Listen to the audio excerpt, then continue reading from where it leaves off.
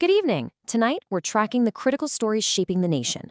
A government at a standstill, some very decisive moves on the world stage, and a truly staggering number that's hanging over everything. Let's get right into it. So, what we're seeing is this incredible contrast. At home, the gears of government have basically ground to a halt. But abroad, bold and pretty risky moves are being made. It really feels like the United States is at a critical juncture, and we're going to break down exactly what that means. First up, we have to turn to the crisis that's unfolding right now in Washington, D.C., a government shutdown that is sending shockwaves clear across the country. We are now on day 23. Yeah, for more than 3 weeks, the US government has been in this state of partial paralysis. And, the consequences of this political stalemate, well, they're getting more severe with each passing day. What's wild is that in Washington, the big debate right now isn't even about how to end the shutdown. Nope. It's about passing a temporary measure just to make sure federal workers and military personnel can get a paycheck.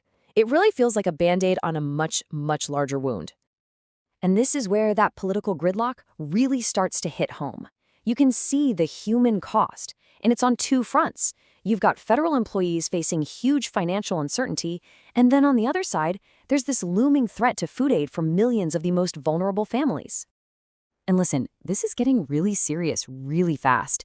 States are starting to warn that if this shutdown keeps going, November benefits for these crucial food aid programs are at risk.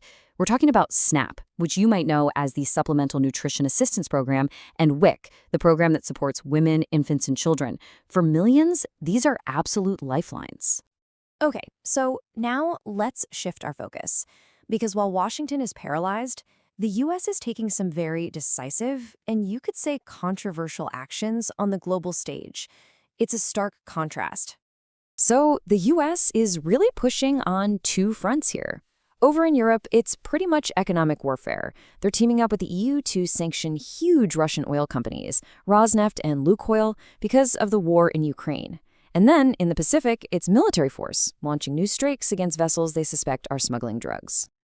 And the economic fallout from those sanctions? It was immediate. Global oil prices just shot up. And that's a cost that's going to ripple through the entire global economy. And, you guessed it, eventually hit all of us at the pump.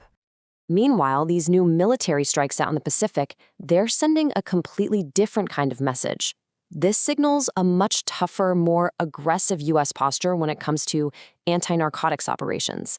They're clearly expanding their efforts. But, underneath all of this, the shutdown, these global power plays, there's this really baffling economic paradox right at the heart of the American economy. It's a real contradiction. So on one hand, big companies like Unilever are reporting that consumer spending is still strong. People seem confident. But on the other hand, the national debt, well, it's exploding to a level we have never seen before. And let's just put a number on that debt. The U.S. national debt has just blown past $38 trillion. That is a record-breaking figure that casts this long, long shadow over every single political and economic decision being made. So what does this all mean when you put it all together? You've got domestic paralysis, an aggressive foreign policy, and this crippling economic pressure. It all leads to one fundamental question. And that's really the core challenge, isn't it? How can a nation possibly lead on a volatile world stage and manage a mountain of debt when its own government can barely function? The path forward from here, it's dangerously unclear. America stands at a turning point. Stay tuned for the next update.